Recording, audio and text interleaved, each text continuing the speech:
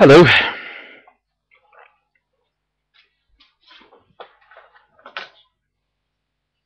Hello. Hello. Hey. Yay. Somebody's awake.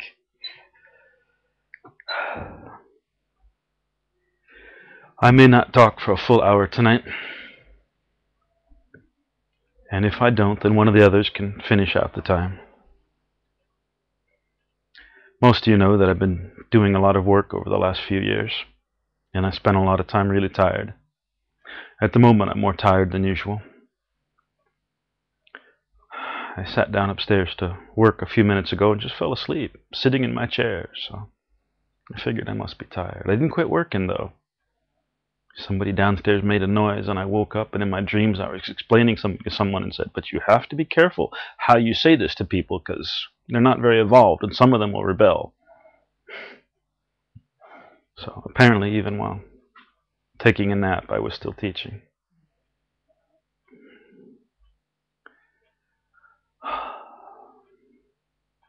Some of you may not know that I've had a second-stage lymphoma, a cancer, in my lymph system for the last few years, last 2.5 years. And it will give you an idea how important that the work is, that whenever I have its spare energy, I've put it into the work and not into myself. But now that the work is stable, I'm actually fixing that. It's part of what has me so physically tired. So give it another week or two, that should be taken care of.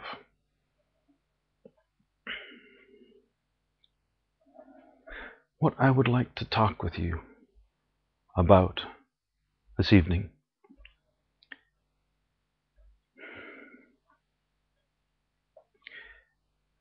is a bit like the separation of church and state. I've heard people say, well, in the real world.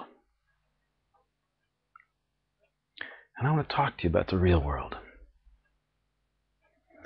Those of you who aren't censors won't know this as well, but you'll all know at least parts of it.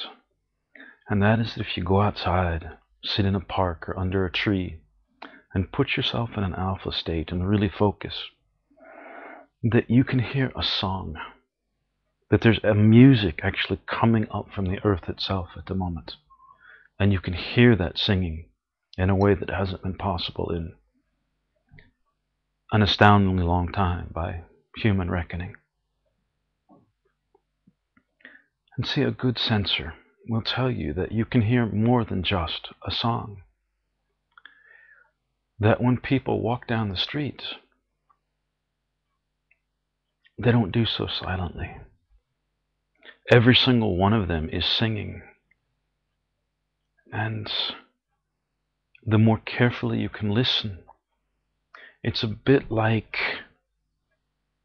they've got their own personal Wikipedia that's on the front page, got all the major things going on in their life, their biggest hopes and fears and dreams, what's going on in their relationship, how they're doing at their job, who they're attracted to, and whether that's working out. And that you can click on any one of these links, you can tune into the song, and you can hear that, oh, that sadness actually has a really deep sadness, a depression under it, and you can trace it back and say, oh, that comes from the interaction between your father and your grandmother. And that in essence there's no limits. You could write a big thick book on any person based on what they're just saying about themselves as they walk down the streets. Now, some of you who are local have sat with me outside a local coffee shop and watched people go by. And some of the younger ones have played with things like, where's their energy and are they grounded? And so you have some idea that you can tell things about people. Some of you have done a bit more, like figuring out their gamma or understanding how energies move within them. But there is so much more. It's hugely complex. And when I sit there, I hear all of them as they walk by, every single person, singing this complicated song about their life, their hopes, their dreams, their fears, and I hear them all at once. And if 1,000 people walk by in the 2 hours I sit there, I hear this much from all of them. Now, I'm sure there are other people there with their cappuccinos and their lattes who would just say, "Oh, nice shoes." And that's the extent of what they get. But there is so much more. And any one of you who's passed orange belts, and any one of you who's become a decent sensor, is aware of some of what I'm talking about. That there is this vast amount of information. And it's not just with strangers. If someone asks you a question, they have an answer in their head. And it's not hidden in here. You don't have to dig for it. They're saying it over and over out loud. If you listen, you can just tell them what they're saying out loud. And they'd say, "Oh, that's what I wanted to hear. Oh, my goodness." Well, yeah, you just said it 40 times. The baby was here yesterday eating an apple. And she held it up. And she said, "Apple." Okay. And she did it again. "Apple." And she took a bite. She said, "Apple." And I started counting. And she said "apple" 50 times before she got bored with eating that apple and put it down. Apple. Apple. People are like this. They do this. They, over and over, say the things that are important if you know how to listen.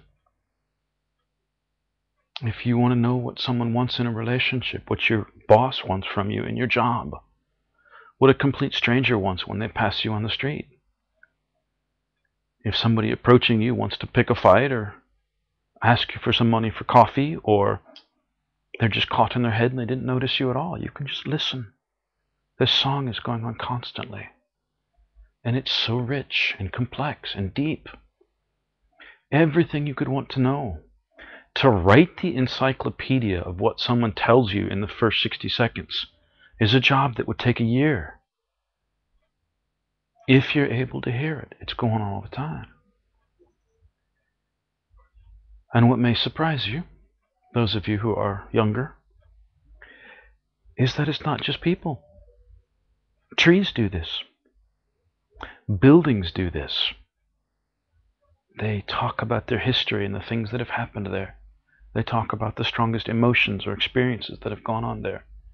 If someone has died, it makes a mark on the building, and it basically talks about it forever.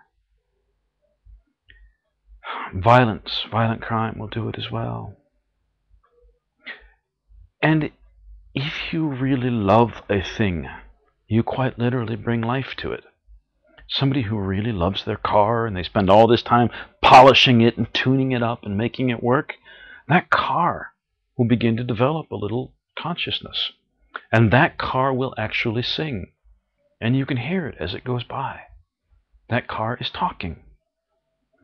Now, for those of you who are new, this may seem strange. For those of you who are sensors, you may have some idea.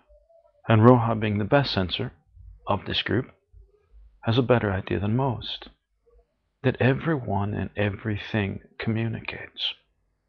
And the communication, if you can listen to it, is a kind of song. And as they move through it and with it, it's a kind of dance. And it's scary and confusing and overwhelming. It's so much noise and chaos, what everybody's feeling and thinking and all that. But when you learn to really pay attention, it's a symphony. Now, it's a symphony that desperately needs direction because they're all playing totally different songs. But, you know, it's like listening to 100 radios tuned to different stations all at the same time. But this isn't magic.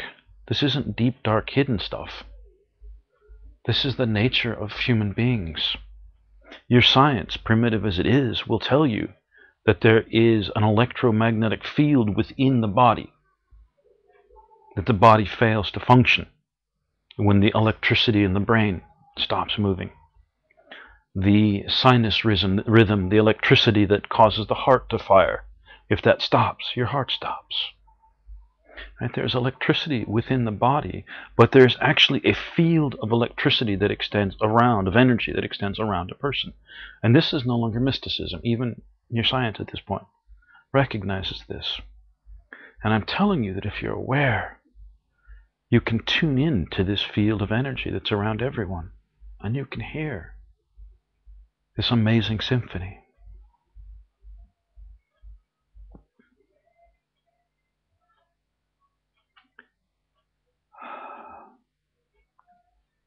And it's not just the sensing side. For the sources among us, I've told you, I think, one of these Saturdays, that last New Year's Eve, when we were at a different house, there were two guys shouting at each other, and they were starting to take swings at each other. And I went outside to calm it down, and I just reached over and grounded them both. And they both went, whoa. And they stopped instantly, yelling at one another, and started to walk away. And a third man came up. Apparently he was still upset, and he took a swing at one of them, hit him in the face. And, the fight was ready to start again, so I reached out to the third man, just grounded him. And he stopped. And all three of them stopped talking, and they all walked off in different directions. This is the sourcing side. When people are crazy or neurotic or upset, you can just take them or the whole room and ground it. And all the upset goes away. And you can source a healthy energy up that's tuned to what they need. And for the shapers, they're still figuring it out, because we don't have any really senior shapers yet. But they can do so much. When they begin to sense these energies, they can reach in and change them. And I'm not talking about what you do when you're sitting behind your little computer on Skype in your class, talking about things or having your checkups. I'm talking about daily life, moment to moment. When you're walking down the street and some crazy guy comes down talking to himself and waving his hands around, and you think he's going to, take a swing at somebody, you can just reach out and poke at his guts and ground them right there in the street. Your boss comes in and he's having a bad day, or she's having a bad day, and, yelling at people, they're coming to you, you think, oh no, I don't want to be yelled at. You can reach out and ground them. Or you can sense, what is it they're upset about? Roja's done this with her boss. He comes in, he's upset, rah, rah, rah, and she said, it sounds like you're having a hard time with your wife. And he is. They're going through a separation, which will eventually be a divorce.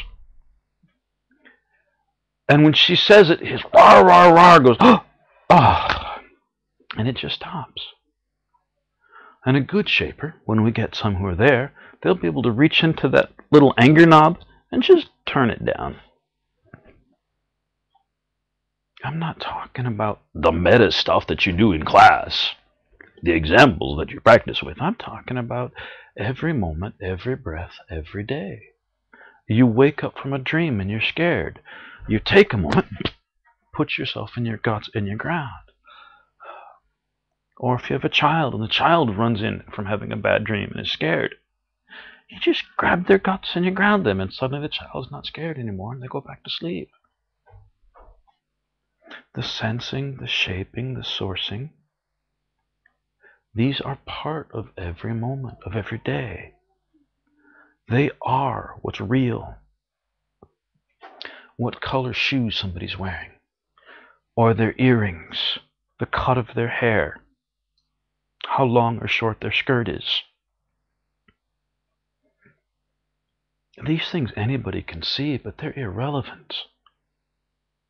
The fact that they're enraged because they just got fired, or hopeless because their dog just died, or scared because they're fighting with their kid or going through a divorce, these things are real. 10 years from now, her boss is going to remember going through this divorce with his wife. And he's going to remember how much some of it hurt, and the most painful conversations and the most cruel things they said to one another. He's going to remember those. He's not going to remember what shoes he wore. He's not going to remember what color socks he had on. Those things, the physical things, are not the real things. And so when you say the real world, and I'm not talking the MTV program, I've heard you guys say, well, there's this meta stuff, and then there's the real world. I'm telling you that what's real to her boss is what he's feeling. And he's going to remember that for a decade or more. There is a famous quote that most people won't remember what you told them, but they'll remember how you made them feel. Well, if the real world were the important stuff, they'd remember all the words. But the words aren't that important. How you feel, how you make someone feel when you talk to them, this is what they'll remember. And they'll remember it because that is what's real.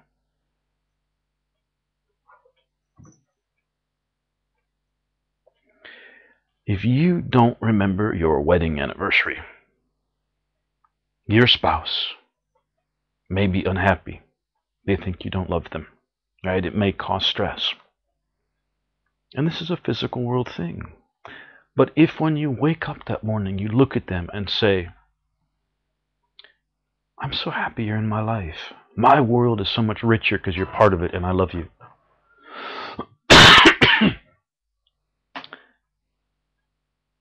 And then when you see them in the evening, when you get home from work, you are the most wonderful person I know. I'm so glad that you're part of my life. They're not going to give a flying monkey that you forgot their anniversary. Because the anniversary is just a date. What's real is the emotion, the energy, the attitude, the love, the trust, the compassion, the things that make human life worth living. These are the things that are real. And these are the things that you can sense and source and shape as a meta, as a non-mundane human.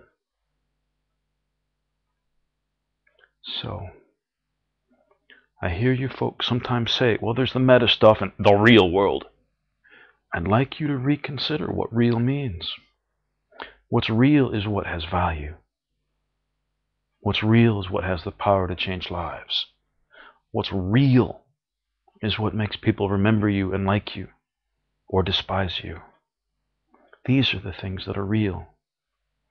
So for perhaps longer than some of you have been alive, I haven't been saying the meta and the real world. I've been saying the real world and the physical stuff.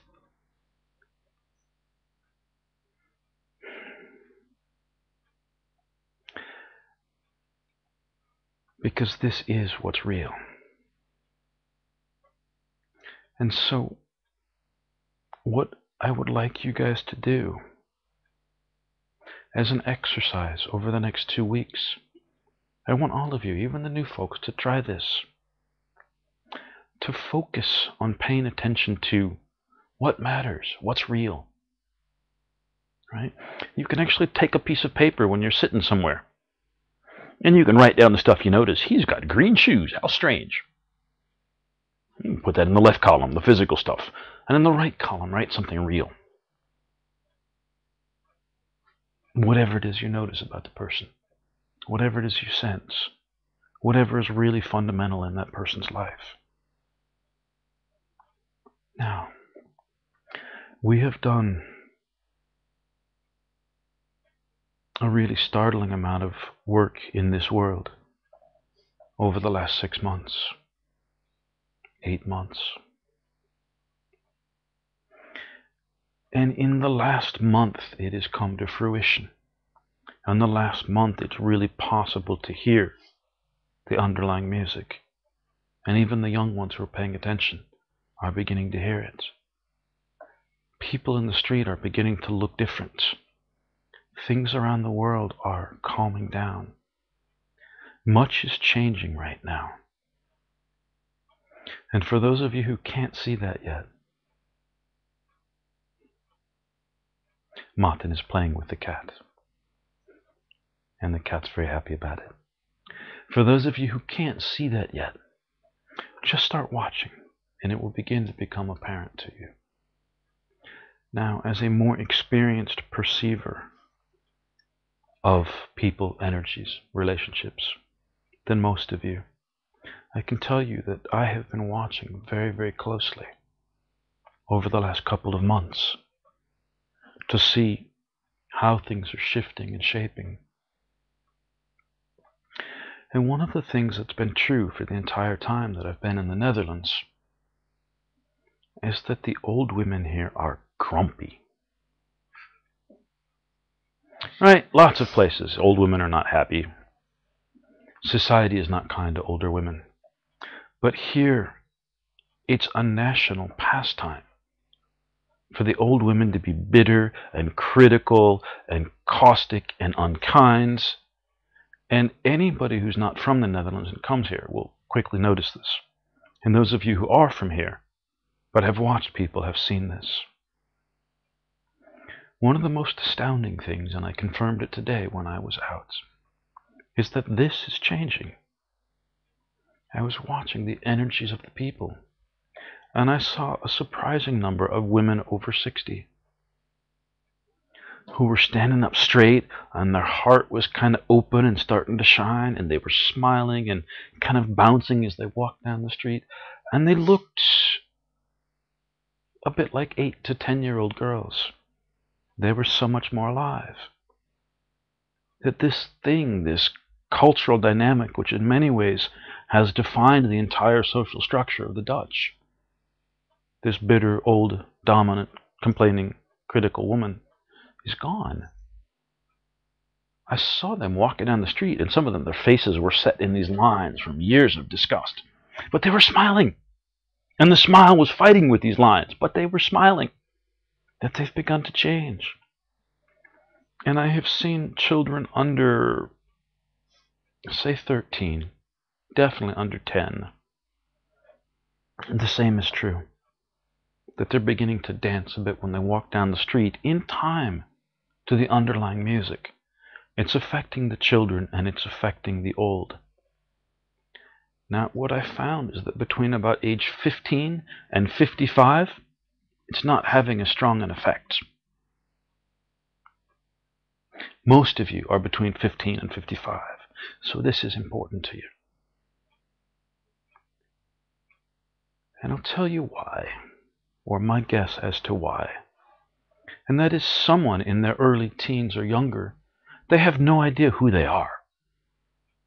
They define themselves in terms of the world and the relationships and the things around them, but no real strong sense of self. That's still developing. And so when the world around them changes, they change. And it's pretty easy for them.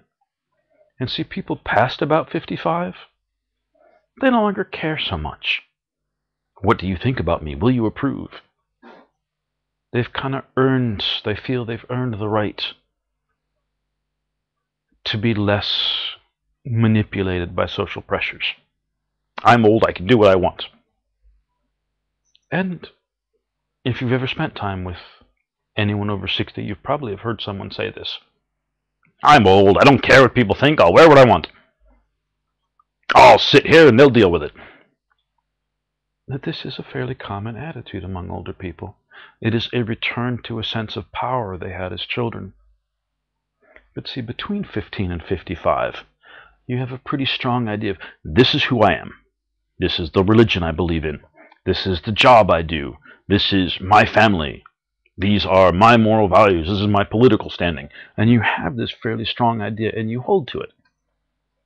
And if someone says, why don't you be another religion for a week? Oh my God, no. This is my religion. I'm not changing. And if someone says, why don't you vote for the other political party? Oh, those idiots have no idea. They're going to drive the country into the ground. Nonsense like this. The attitudes are held very, very strongly. And I'm not telling you to change those attitudes. You can believe or accept what you want. What I'm telling you is that the rigidity with which you hold them isn't just here. It's in your whole body. You're holding on to this. I am. I'm a social democrat. I'm a Catholic. I'm a Muslim. I'm a Buddhist. I'm a communist. I'm a capitalist. Right? And you hold this rigidity with your entire body. I'm a mother. I'm a child. I'm a lover. I'm a sinner. I'm a saint. And that we hold these ideas with such rigidity. And so when the energy is moving through you and trying to encourage you to dance, to move a bit differently, it's difficult because you're like this. How many of you have been out dancing in your life? All right. How many people have seen and I say this with the utmost respect, a gay man on the dance floor. I spend a lot of time in gay dance clubs. They're a lot more fun. These guys are swinging their hips and their feet are moving, and they're in time with the music, and they're just alive out there. Now, how many of you have seen a straight man on the dance floor? In my experience, straight men can't move their hips. Yep, they dance like this. Is anybody looking at me? I'm so embarrassed. They have this rigidity that no matter what the music is, if it's a slow ballad, if it's angry and loud like Nirvana or Screaming Blue Messiahs, if it's classic rock like Rush or heavy metal like, I don't know, Poison, it doesn't matter. It could be country and western. And these people are dancing the same way. Is anybody looking? I'm so nervous. The music can't shape you when you have that much rigidity in your body, in your system. So, if you don't want to find yourself getting sick, and you don't want to find yourself with health problems, and you don't want to have headaches and migraines and tension and so on, as the energy tries to change you, and you fight it with your little robot dance, my suggestion to you is to relax and dance a little more loosely. And since that's very abstract, and my initial training is as an engineer, I'm not big on it abstract. So I will give you some solid ideas. What I want you to do, and I want every one of you to try this, sometime in the next 2 weeks, take a big sheet of paper, take 2 or 3 or 4 if you need it.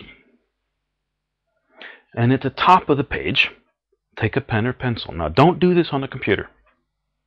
Most of us, we learned computers a little later, and when we type on a computer, we think like a grown-up. You want to tap into the kid piece inside. It's easier to do when you're writing with a pen or pencil, a marker or a crayon. Right? So at the top of the page, in big letters, write, I am. You can do this in whatever language, I don't care. And a space. Right? And then underline it. And then fill that page with at least 100 things. Things that you are. I am tall. I am short. I'm fat. I am your religion. I am your political views. I am a parent. I am a daughter. I am a brother. At least 100 things. And don't edit. Ooh, I can't write that because that's not polite. No. Just write them all down as fast as you can. Just scribble them out. See if you can get to 100. If you really get into it, you may be able to find 200. I am things. Just do this. Just write these all down. And when it's done, take a deep breath. Pat yourself on the back. Because that was hard work. It is. Looking at yourself can be really hard work. And then, when you have time, go through this list. Pick out each of these things. I am unsure what I want to do when I grow up.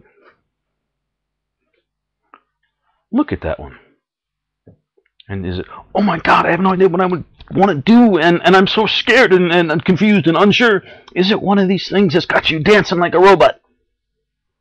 If it is, circle it or put a star by it or something. Make it stand out. And if it's not, well, I'm not sure, but, big deal. Then you can just cross it out. And what you want to do is find out. See, I am are 2 of the most powerful words in the English language and 2 of the most dangerous. I am right. One of the most stupid things you can ever say. As a friend used to tell me, when you're sure you're right, you're wrong. Because no matter how much you comprehend, you haven't got it all. There's always more you can get. If you're sure you're right, you're missing something. Right? I am right. Very dangerous thing. I am tall. That's probably not something you hold on to with religious fervor. You can probably cross that one out. When you finish, you should have 10 or 20 or 50 things that you hold on to rigidly. And this is where your energy should go over the next couple of weeks, next couple of months. Every time that you're sitting down, every time you're walking down the street or driving or riding a bus or a train, you should be able to think about this list or pull out this list and grab one of those things. I am a racist. And you hold on to it very strongly. Well, any of those things that cause the robot dance, those are things to stop and look at and try and loosen your grip. Try and breathe deeply. Try and imagine broadening your perspective. If you're a traditional Roman Catholic and you think everybody else is going to hell, even other Christians who don't go to your church, or Southern Baptists are the same way. Anybody that doesn't go to my church is going to hell. This is the kind of attitude I'm talking about. This is the robot dance. And then it's time to actually start looking at some of the Buddhists and saying, those people, some of them, are really living what they believe, and they live with gentleness, and they're kind to one another, and they follow the commandments, and, maybe, just maybe, their path is okay. And what you're doing is taking this and just loosening it up a little bit. And it doesn't matter what the thing is. Anything that's got you doing the robot dance, you can start to loosen your grip on. And you may not change overnight. You may still think anybody who doesn't go to your church is going to hell. But what you can do is just start to soften, slowly soften. Maybe, just maybe, there's some chance that my God is bigger than me and can find a way to accept their religion. Maybe. Some people can't do that. They think God is as small as they are and only has one name or one face and everybody has to follow it. But maybe you can just start to soften a little bit and consider the possibility. If you have rigid political ideas or racial ideas or gender ideas or relationship ideas that you hold rigidly, just start considering things. In effect, what you've done is create a little box or a little circle and say, inside this is true, and the rest doesn't matter. What I'm suggesting you do is step over the lines. Step outside the cage you have built for yourself. You don't have to stay there. It's scary getting outside your cage. You don't got to stay. You don't got to tell anybody. You just got to step out and say, what if? What if people aren't dumb or lazy or whatever the thing is because their skin color is different? What if people have just as much right to a job no matter what their gender is? What if that man wants to wear a dress or women's boots? Just what if? And you slowly start stepping outside just a little. And it may scare you. It's just wrong. And you're back in your cage. That's okay. For just half a second, you stepped outside. And next time, maybe you can step out for a whole second. And next time, a little more. And you don't have to change your ideas or attitudes. You can still hold on to the things that matter most in life, but you can hold less rigidly. Now, I have been driving, again, longer than some of you have been alive. 30 plus years, 35 years I've been driving. And I have spent much more of those years on a motorcycle, many more of those years on a motorcycle than on a four-wheeled or more vehicle. I'm pretty comfortable on a motorcycle. Many years ago, when I lived in the San Francisco Bay Area, late one night, I was working on one side of the bay and going home on the other, and I was riding across this long, straight bridge down in the South Bay. And the winds were gusting intensely. And I was sitting right in the middle of my lane of this two-lane road, and the winds would hit hard enough to pop me into the other lane. Or they'd hit, and I would practically go over the side. Right? And they were so strong, excuse me, that I was, by the middle of the bridge, I was riding down the dotted line between lanes, and I was going 45 kilometers an hour. Cars were zipping past, honking. Why are you going so slow? But every time the breeze would hit me, it would knock me all the way across the bridge here. And, on both sides of the bridge is a 30-meter drop down to very deep, very cold Atlantic Ocean or Pacific Ocean water. This is a problem. I didn't really want to go in there. I didn't want my bike in there. So I'm riding slow, and I'm holding on so tight to the handlebars.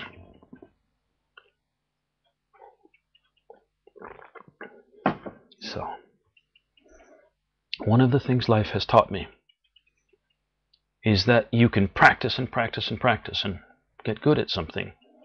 But you're much, much smarter to find the best people you can at that thing and ask them questions. And then try what they tell you. There's no reason to become an expert on everything. Find someone who is an expert and ask them. So I rode my bike up into the hills the following Saturday, and there's a cafe up there where 100 or 200 bikers would hang out every Saturday. And I walked around to all the oldest, biggest bearded, most grizzly bikers I could find with their leather jackets and their big tough bikes, and asked them how long they've been riding. Oh, I've been riding for 45 years. And when I found somebody who'd been riding for a long time, I described my problem. And I did this over and over. Ask lots of people, because you ask lots of people who are good, you're likely to find much better answers than if you just ask yourself. And I asked them, what am I doing wrong? And they said, you're holding on too tightly. Everyone I asked said the same thing. You're holding on too tightly. I said, well, the wind was trying to throw me off the bridge. Of course I'm holding on tight. They said, you can't. You gotta hold on looser. And so I asked them to explain this crazy idea to me. This wind is trying to kill me. You want me to hold on looser? And they said, when you're holding on tight, your whole body's like a sail, and that wind hits you and the whole bike moves. If you can hold on really loose, that wind will knock you back and forth, but the bike will be stable. Now, this is kind of strange. I don't really want to go across this dangerous bridge in these high winds and hold on loosely. But it's been my experience that when you ask really smart people and they'll tell you the same thing, you should pay attention. So I did. A couple of weeks later, I was working in the East Bay across this bridge, heading home to Mountain View or Menlo Park or whichever one it was. And the wind's gusting, not blowing strong, gusting, sudden burst, knocking me all over the place. And so I thought about this advice, and I relaxed. Right? My fingers were really tight because I don't get blown off the handlebars, but I relaxed my whole body. And what happened is I started to accelerate, picking up speed. And the wind would come and it would gust and it would knock me over to one side. But because I wasn't holding on tight to the bike, the whole bike wasn't moved, just me. And pretty soon I'm going 100 kilometers an hour over this bridge. Being tossed all over the place, but the bike is steady, stable, and strong. And I said, oh my God, these people are right. Good thing I listened. And it's an attitude I've applied to a lot of things in my life since then. Try and hold on less rigidly. And this is the attitude I want each of you to take away with you. Is that there are many things in your life that you hold on to with your whole body rigid. And anytime something shakes that up, it's going to knock you back and forth and really shake you. Anytime someone questions you, even in a small way, it's going to knock your whole world around. If you could hold on a little more gently, you have to let go. Right? You can still hang on to whatever you believe. But just hold on a little more loosely. Relax a bit. And let the wind move you. As you begin to do this, the energy will move up through you. This song I've been talking about, this song that you can hear right now, if you go sit under a tree or sit in a park, you'll start to hear the song, you'll start to feel it moving through you. And it's going to change you. We cannot change this world without changing the people and things in it. The energies we have been working on are designed to change people. They're designed to rewire them from the inside out. It's going to change you. There's no question. Shy of jumping off a bridge into the San Francisco Bay or swallowing a bunch of pills, there's nothing you can do. As long as you're alive, these energies, this song, it's going to change you. You can't fight it. You can only struggle against it. And if you struggle, with this rigid robot dance kind of thing. Your firmest beliefs. It's going to shake you. It's going to make your life crazy. It's going to leave you tired. It's going to get you sick. You're going to end up in bed with both legs broken or all kinds of craziness because you're trying to fight and life's trying to make you sit down and pay attention. And so I'm telling you, do it on purpose. Sit down and pay attention. Listen a little more gently. Relax a little bit. And let the song move through you without fighting so much. And let it start changing you, because it will, without fighting so much. Surrender, not your beliefs. You can keep your beliefs, but your aggressive, rigid hold on your beliefs. Just hold a little more loosely and let the music move through you and rewrite you. And those things you wrote on that paper, your I am list, will be the things that you can focus on, the things that you're holding too rigidly.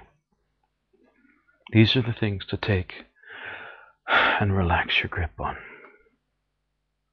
Just hold a little more gently, firmly but gently. And let the music shape you. Let the new energies change you. That's all I've got to say for you tonight. So if one of you little ones wants to come up and jump up and down and sing or do the butt dance or whatever, you're welcome. Good night.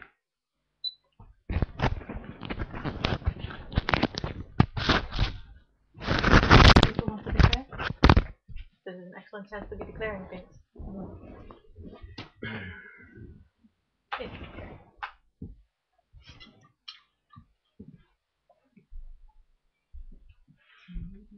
Who's the bravest? Gimli would go first. Gordon.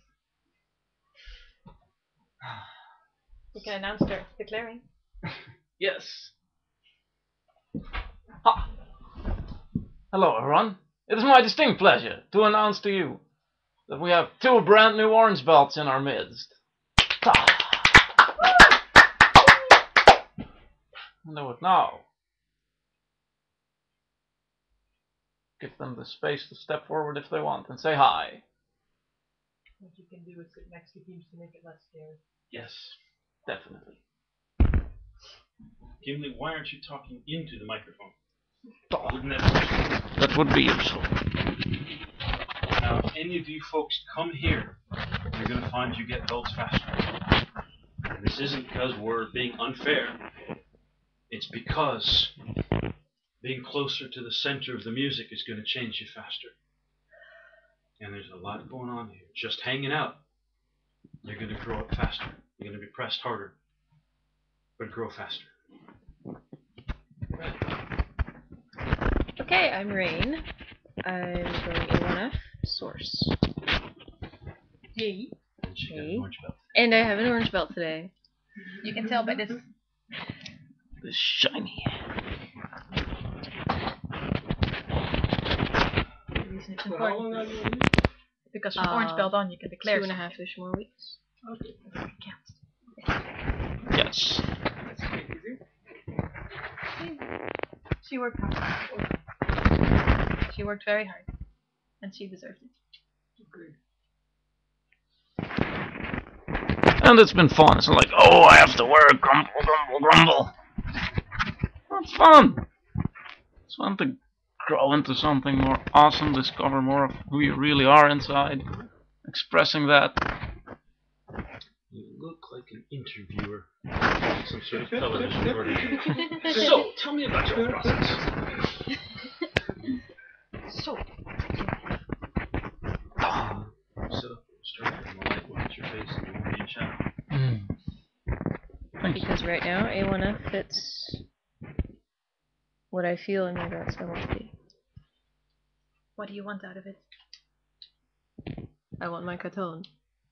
I want my integrity. I want my personal power.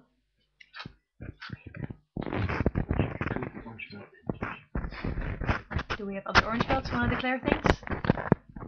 If they want.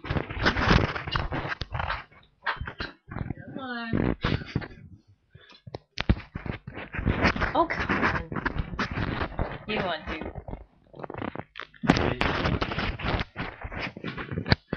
That's the hot spot.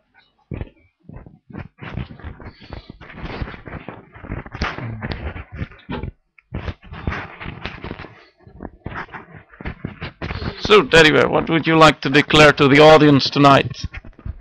And I chosen the A3F path to be Mama Bear.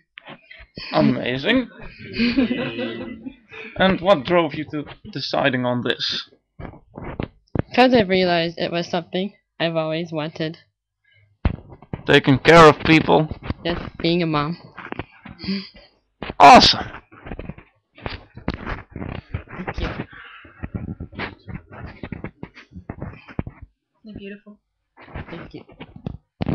Next up, we'll have a green one, yeah? Yes. You want green belt. Of course you want green. Julie, did you want to declare a thing? Are you not sure yet? Only declare for sure.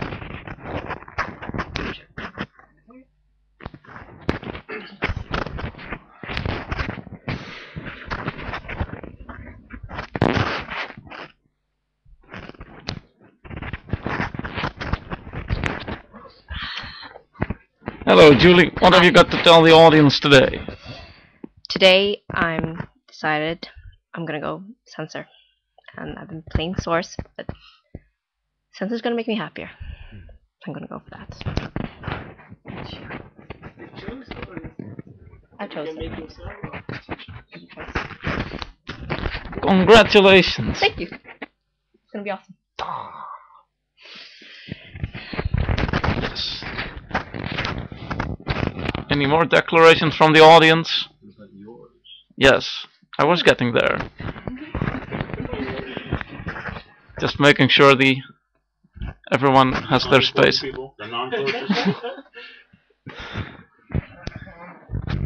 Well, sources do have a bit of a source superiority complex sometimes, I'll admit.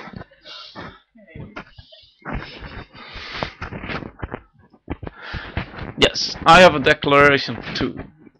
Because the past few months I have been strolling along the A2 road, and for the past few weeks it has been more of a struggle. Like, oh, I have to look inside and inside. Do the robot dance. Look inside. See what's there. Master my inner demons. And it wasn't really working so well. It wasn't fun. So, at some point, Road dropped the suggestion, why not consider A1M? In the past few weeks, I've been holding on rigidly to my steering wheel on the A2 motorbike, going, gotta keep this bike on the road already! But it just didn't work so well. It was a struggle. So, I decided to switch roads. I chose the A1M to be my road. The Explorer. Going out in the world and doing stuff. That has always been what excited me the most to start with. Didn't work? Yeah, that's nice. Oh, there's an inner thing. Let me get that out of the way so I can get back to doing stuff already. That's it. You're gonna just talk into fill space. Say goodnight. Yes. Good night, y'all. I let you go.